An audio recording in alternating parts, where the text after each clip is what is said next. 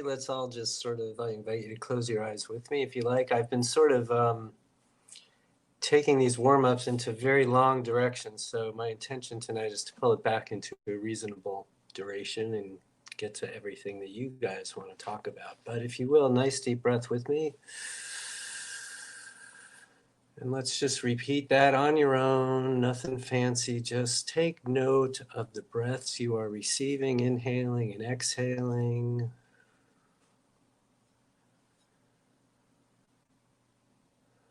And let's just use this as an opportunity to practice presence, to be present, one of our concepts. Inhaling and exhaling.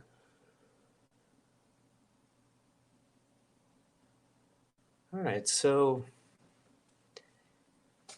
let's just talk about some of the things we can do from this particular position. What a great idea.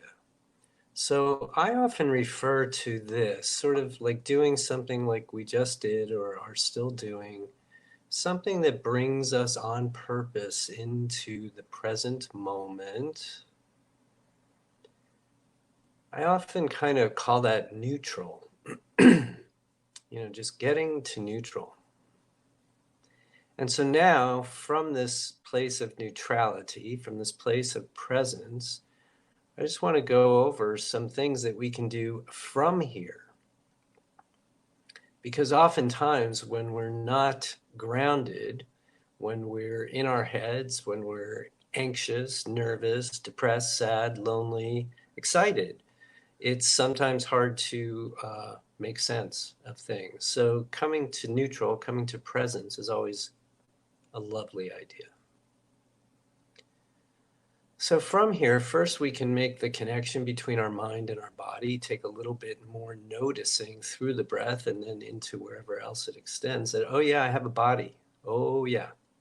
And I know some of you are body workers and health practitioners, but a lot of us in our culture live so much in our heads, we sort of forget we have a body. So mind and body are connected. We can notice that perhaps a little bit more from this place of presence, this place of neutrality, this place of non-resistance, this place of pure acceptance and non-judgment.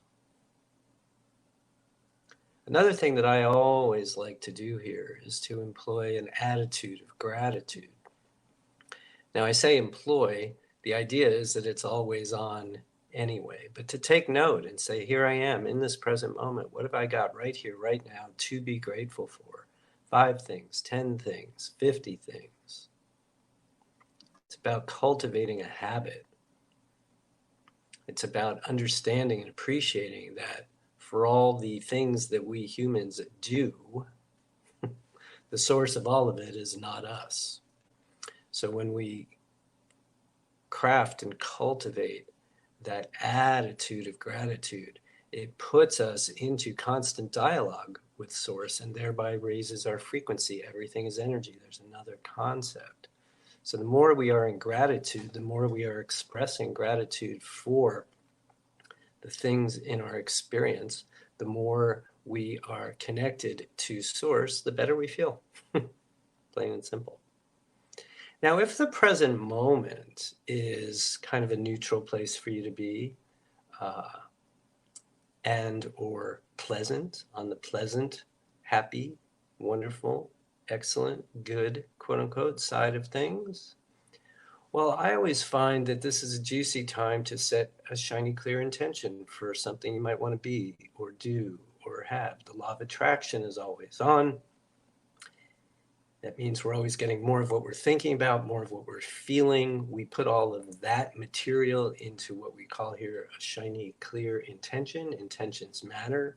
So from this place of neutrality, it can be really a wonderful springboard into intention setting. And most of us have many intentions running all the time for all the different things that we want to be, do, and have.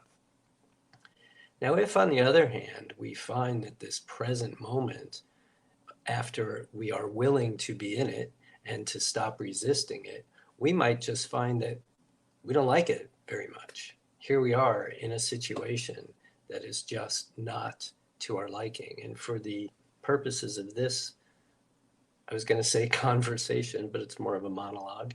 Let's assume that the unpleasantness, or what we're not liking, and might be a whole lot worse than unpleasant, is also chronic. Like we've been here before, and there's an air or a sense of, oh God, this again. What we can do from this place of neutrality when we're more on the quote unquote negative side, so if we're neutral to negative, is to look for any and all beliefs we have that are underneath or behind the creation of this chronic experience. There's no way that it's happening over and over and over again without a belief or a set of beliefs we have about ourselves, life, the world, how things work, what's possible. So from this place of neutrality and presence, if we find that it's not so much to our liking, let's just look for, again, what beliefs do we have that would land us in this situation? They will not be hard to find. The concept there, of course, is beliefs matter. Beliefs matter because they create experience. And then we oftentimes run into a chicken and egg situation where we say, well, of course I have this belief because I keep having this experience.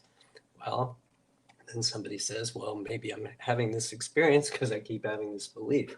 Well, I wouldn't have had the belief if I didn't have the experience. I wouldn't have the experience if I didn't have the belief. And round and round and round and round it goes. More often than not, it doesn't really matter which came first, the belief or the experience. What matters is here I am in a present moment. I've been here lots of times. I do not like it. And so what I'm saying from a spiritual workout perspective, the way around that, not around it, the way through it is find out what the belief is, change the belief, and cease to have the experience. So the last thing that I'll touch on from this place of presence, here I am, here we are in this present moment, completely neutral. We might also remember that for certain, as spiritual beings having a human experience, we are exactly where we're supposed to be.